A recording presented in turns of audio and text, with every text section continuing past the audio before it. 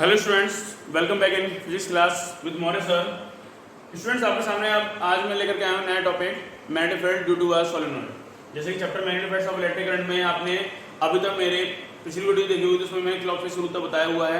अगला टॉपिक आपका आएगा magnetic field due to a solenoid, जिसमें कि मैं आपको सोलेनोइड के बारे में बताऊंगा। आगे सोलेनोइड होता क्या है देखिएगा कि वायर की कॉइलिंग, यानी कि इस तरह से, यानी कि जो नंबर ऑफ वायर्स होते हैं, वायर को हम यानी कि अगर क्या करें, इस टर्निंग पॉइंट में अरेंज करते हैं। अगर हम इस टर्निंग पॉइंट में अगर हम वायर को हम अरेंज कर देते हैं, ठीक है, स्ट्रेट ना लेकर के इस वायर को हमने क्या करा, कॉइलिंग फॉर्म में बना दिया और ये कॉइल बन गया, यानी कि पूरे एक सर्कल बन रहा है यहाँ पर एक ये। और ये सर्कल जो डिपेंड करता है हमारे किस पे, रेडियस के ऊपर डिपेंड करता है ये, ठीक है। तो रेडियस के ऊपर डिपेंड करेगा और इस तरह से यानी कि क्या होगा कि ये एक ज्यादा से ज्यादा एक एरिया कवर कर रहा है कंपेयर टू द दिस यानी स्ट्रेट वायर। स्ट्रेट वायर के कंपेयर में यानी क्या ये ज्यादा से ज्यादा एरिया कवर कर रहा है, तो इसलिए इसका यानी क्या होगा यहाँ पे, इसलिए मैग्नेटिक फील्ड क्या हो जाएगा, बढ़ जाएगा, ठीक है। तो मैग्नेटिक फील्ड यानी कि क्या होगा, यहाँ पे आपको ज्यादा दिखाई देगा। एक तो मैग्नेटिक फील्ड यानी कि किस पे, अगर यानी कि रेडियस अगर क्या होगी, कम होगी, मैग्नेटिक फील्ड उतना ही ज्यादा रहेगा। तो इसलिए क्या करेंगे हम, यानी कि 1/r पे डिपेंड करेगा, यानी कि B जो है वो आपका किस पे डिपेंड करेगा, इनवर्सली प्रोपोर्शनल टू किसके, R के, ठीक है। यानी कि और B डायरेक्टली टू किस पे करेगा डिपेंड, यानी कि N पे। और N क्या है यहाँ पे, number of turns of the coil. Coil के जितने जो टर्न्स है ना उस पे, यानी कि यहाँ पर क्या कहेंगे इसे हम, number of turns of the coil, इसे हम बोलेंगे क्या, ये जो आपके कॉइल देने में मिल रही है इसे हम बोलेंगे यही आपके जो टर्न्स जो देने में मिल रही है वही है। कॉइल के जो टर्न्स है ना उसको हम एन से इंडिकेट कर रहे हैं, ठीक है। सिमिलरली इसी तरह से B जो डायरेक्ट किस पर डिपेंड करेगा, I पे। जितना ज्यादा आप करंट यानी कि फ्लो करेंगे उतना ज्यादा क्या होगा, मैग्नेटिक फील्ड होगा, ठीक है स्टूडेंट्स। तो जितना ज्यादा आप करंट यानी फ्लो करते जाएंगे उतना ही ज्यादा यानी क्या होगा, आपका मैग्नेटिक फील्ड होगा, ठीक है। रेडियस जितनी छोटी होगी उतना ही ज्यादा यानी क्या होगा, मैग्नेटिक फील्ड होगा, ठीक है। क्योंकि और नंबर ऑफ टर्न्स यानी जितने ज्यादा बढ़ाते जाएंगे आप उतने ज्यादा क्या होगा, मैग्नेटिक फील्ड बढ़ जाएगा, ठीक है स्टूडेंट्स। तो देखेंगे अब आपके सामने यानी कि ये है, ये देखेंगे ये number of turns of the coil और ये पॉजिटिव और ये क्या हो जाएगा, नेगेटिव। ये जाएगा पॉजिटिव और ये नेगेटिव, इस तरह से, ठीक है। तो अब ये यानी कि ये मैंने एक कॉइल बनाया, उस कॉइल को मैंने यानी क्या करा, एक टर्मिनल एंड से यानी कि मैंने करंट कर दिया, ठीक है, पॉजिटिव टर्मिनल से और नेगेटिव टर्मिनल एंड से मैंने इसको करंट कर दिया ये, ठीक है स्टूडेंट्स। तो देखेंगे पॉजिटिव टर्मिनल और नेगेटिव टर्मिनल इस तरह से कनेक्ट कर दिया मैंने ये।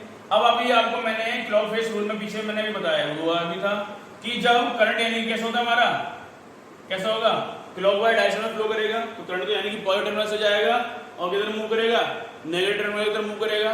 तो करंट का डायरेक्शन कैसा होगा, कैसा होगा, कैसा होगा स्टूडेंट्स,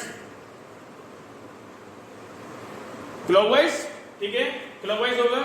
और यहाँ पर यानी कि क्लॉकवाइज होने की वजह से यानी कि यहाँ पर कैसा पोल बन जाएगा, साउथ पोल, यानी कि एस पोल बन जाएगा, ठीक है। यानी कि यहाँ पर कैसा हो जाएगा, साउथ पोल बन जाएगा, जैसे कि मैंने क्लॉक फेज रूल में बताया। तो क्लॉक फेज रूल का देखा आपने, यहाँ पर यूज आ गया ना, जैसे कि मैं आपको बता भी रहा था स्टूडेंट्स अभी कि अगर आपने इसको ढंग से नहीं समझा तो आपको यानी कि आने वाले समय में यानी जितने जो टॉपिक आएंगे आपको वो समझ में नहीं आ पाएंगे।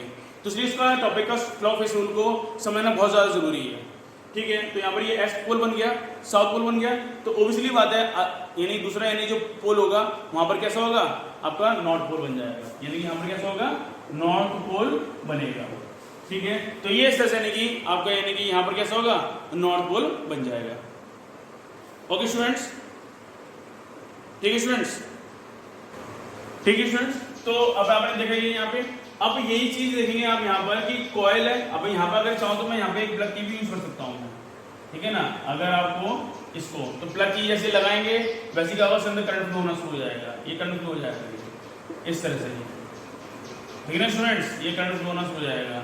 तो इस तरफ कैसा है आपका साउथ पोल और दूसरी तरफ क्या है आपका नॉर्थ पोल, ठीक है स्टूडेंट्स। तो ये इस तरह से यानी कि आपने देखा यहाँ पर कि साउथ पोल और नॉर्थ पोल दोनों यानी कि क्रिएट करते हैं एक सोलेनोइड के अंदर, इस तरह से, ठीक है।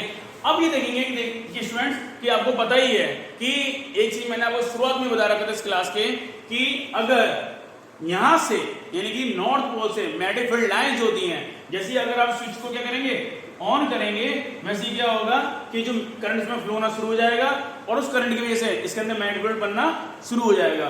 और वो मैग्नेटिक फील्ड कैसा होगा, नॉर्थ पोल से साउथ पोल की तरफ, यानी जो मैग्नेटिक फील्ड लाइंस होंगी वो क्या होंगी, सारी एक्सटर्नल होंगी, बाहर की तरफ सारी मूव करेंगी और उनका डायरेक्शन कैसा होगा, ऐसा नॉर्थ से साउथ की तरफ होगा। ठीक है, नॉर्थ से साउथ की तरफ होगा, ये इस तरह से नॉर्थ पोल है और ये क्या है आपका कि नॉर्थ से साउथ की तरफ, यानी क्या है मैग्नेटिक फील्ड लाइंस यानी कि मूव करेंगी ऑलवेज। ये क्या होंगी, एक्सटर्नल पॉइंट पर। और जब यानी कि ठीक है, और साउथ से नॉर्थ पोल की तरफ, साउथ से नॉर्थ पोल की तरफ ये कब करेंगे move magnetic field lines, internally अंदर की तरफ, यानी इस तरह से। तो साउथ से नॉर्थ पोल की तरफ मूव करेंगे, साउथ टू नॉर्थ, और ये किसके अंदर होगा, इसी सोलेनोइड के अंदर, inside the solenoid.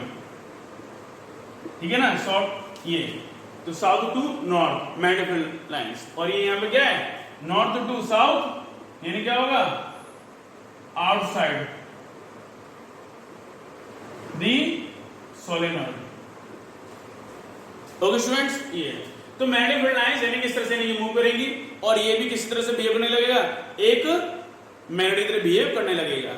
That's why this chapter is called magnetic effects of electric current. इसलिए इस चैप्टर को हम बोलते हैं magnetic effects of electric current, यानी कि इफेक्ट है इलेक्ट्रिक करंट का मैग्नेटिक इफेक्ट। तो ये मैग्नेटिक इफेक्ट यानी कि शो कर रहा है ये, ठीक है। अब ये मैग्नेटिक फील्ड यानी कि ज्यादा हो गया, अगर यहाँ पर नंबर ऑफ टर्न्स यानी कि अगर बढ़ा देते तो मैग्नेटिक फील्ड लाइंस यानी क्या होगा, उतनी ज्यादा यहाँ पर यानी कि आती, इतनी दूर दूर तक आती है, यानी इस तरह से ये, ठीक है स्टूडेंट्स। तो यहाँ से यानी कि यहाँ इतना दूर यानी कि आती और फिर साउथ से नॉर्थ तरफ मूव करती, तो ये तो होता ना यहाँ पे। तो इस वजह से देखेंगे आप कि इसलिए डिपेंड करता है magnetic field number of turns पे, यानी कि स्मॉल एन पर, यानी कि डिपेंड करता है ये मैग्नेटिक फील्ड, ठीक है। इसी तरह से जैसे कि हमने बताया आपको कि यानी कि ये इस तरह से अगर यानी कि छोटा होगा तो यानी क्या होगा, इसके सराउंड में आसपास में क्या होगा, यानी कि तार के आसपास में ये क्या होगा, मैग्नेटिक फील्ड होगा, और मैग्नेटिक फील्ड होने की वजह से क्या होगा, वो सेंटर में भी नहीं क्या होगा, ज्यादा देखने को मिलेगा। तो इस वजह से क्या होता है कि जितना ज्यादा आर होगा, छोटा होगा, उतना यानी कि मैग्नेटिक फील्ड भी क्या होगा, ज्यादा होगा। इसलिए आपने देखा है कभी मोटर खोल के देखेंगे तो उसके अंदर यानी कॉइल आपको देखने को मिल जाएंगे, ठीक है। स्टूडेंट्स एक चीज बताता हूं मैं आपको, जो आपको किसी भी बुक में नहीं देखने मिलेगा, ना पढ़ने को मिलेगा। जब ये हम कॉइल बनाते हैं तो उसमें कॉइल में हम वायर का यूज करते हैं, और ये आपको पता ही होगा कि जो वायर की जो थिकनेस होती है वो भी डिपेंड करती है किस पे, करंट पे। वायर अगर जितना पतला होगा उतना इसके अंदर यानी करंट कम फ्लो कर पाएगा, और इससे से कॉइल भी यानी कि फूक सकती है।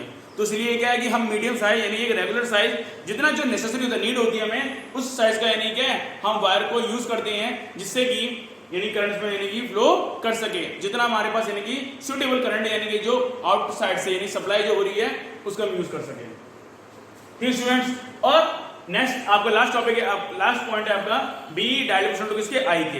तो यानी क्या होता है, बी डायलेक्ट्रिक टू किसके, आई के है, यानी कि करंट जितना ज्यादा फ्लो करते जाएंगे, यानी जितना ज्यादा करंट फ्लो करते जाएंगे उतना ही ज्यादा क्या होगा, इसके अंदर मैग्नेटिक फील्ड भी होगा, उतने ज्यादा इसके अंदर मैग्नेटिक फील्ड होगा, ठीक स्टूडेंट्स। तो बी डायलेक्ट्रिक टू किसके होता है, आई के, बी इनवर्टिंग टू किसके होता है, स्मॉल आर के, और बी डायलेक्ट्रिक टू किसके होता है, स्मॉल एन के।